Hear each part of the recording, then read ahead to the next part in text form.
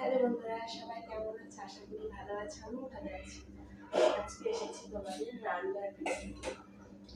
হবে ভেন্ডি ভাজা আর ঝিঙে দিয়ে আলু দিয়ে তরকারি। চলো কি হবে। প্রথমে তেলটা দিয়ে দিলাম।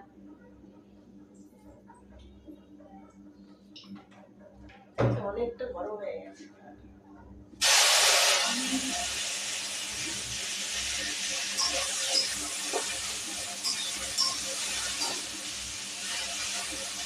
এখন ভেন্ডিটা ভেজে নিই।